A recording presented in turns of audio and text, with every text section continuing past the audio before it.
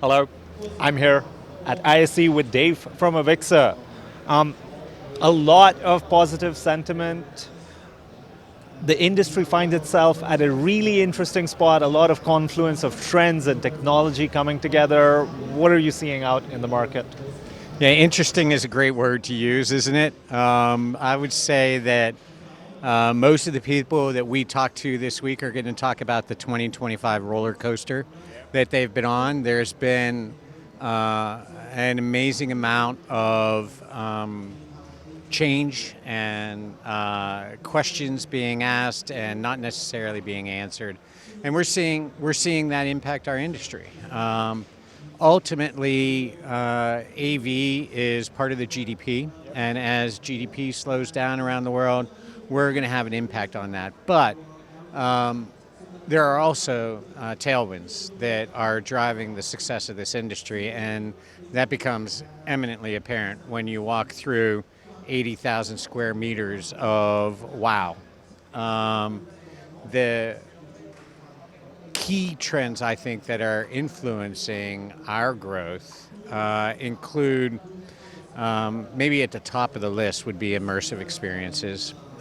We've been talking about and continue to talk about the fact that we're in the midst of an experience economy.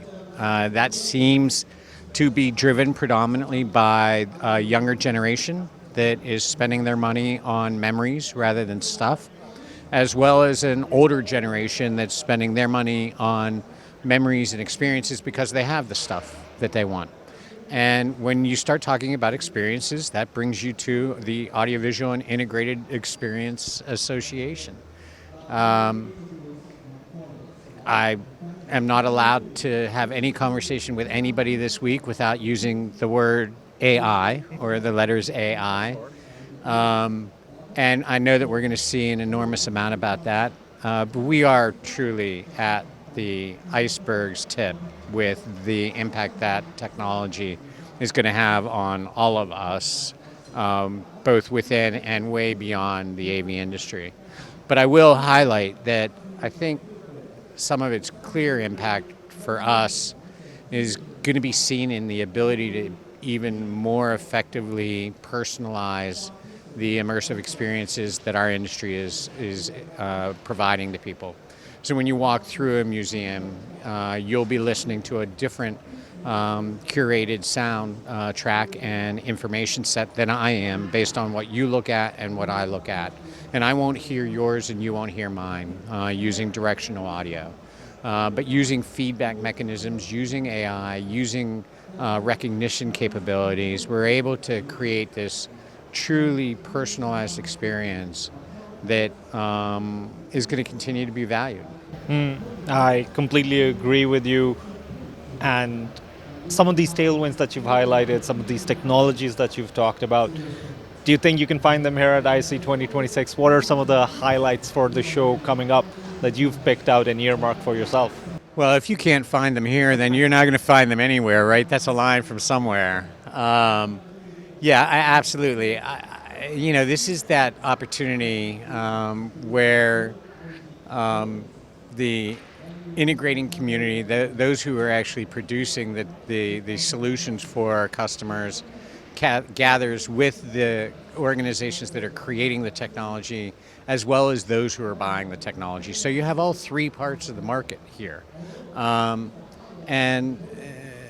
there are so many transactions that take place on the trade show floor, so many solutions that are found and discovered. That's one key value of this show, and the most obvious one perhaps. But in addition to all of that technology, which you asked me about, I think it'd be remiss for us to only focus on that. The other aspect of a trade show is the convening of an industry, the gathering of the community, and the ability to share knowledge from individual to individual, the serendipity of meetings, the reinforcement of being around your people that care about what you care about and have the same problems you either have or had whom you can either learn from or teach. And that, again, is something that we as AVIXA lean into. If you only focus on the bright lights and the displays and the sounds, that's great. All of my exhibitors, I'm happy for them. But if you pause for a moment and look around, you're going to see people saying, "Hey, it's great to see you," and shaking hands and giving hugs. And that is an unsung part of the value of this event. Dave, you're stepping down from your role at AVIXA in this year. Looking back, what are some of the highlights that you remember? And looking forward, what do you have to say about the path that AVIXA still needs to travel? There's so many highlights. This discussion right here. This is the number one. Now I think my first ISE and walking around with my jaw on the floor, like everybody describes their first ISE.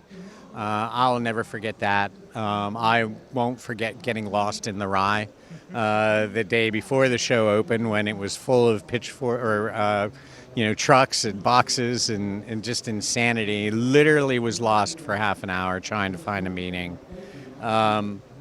The interactions with people, the watching the genesis of the AVIXA Women's Council, seeing the AVIXA TV studio start as an idea and turn into a full-fledged broadcast quality studio supported by so many different manufacturers, creating technology or creating content that connects people that can't be here to the show and to the experience. It's been an amazing 14 years. It's been my perfect dream job. Where AVIXA goes from here, the sky's the limit. We are the Audiovisual and Integrated Experience Association. The need for associations is far forward as I can see. I am convinced is critical for today's society. The ability to connect people to people, leveraging technology, delivering experiences. We truly can change the world as an industry. The team that works every day at AVIXA is world class and global.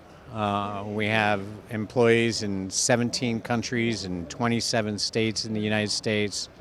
The board that drives the strategy for the organization has never been stronger. We've weathered the pandemic storm. We're in great financial shape.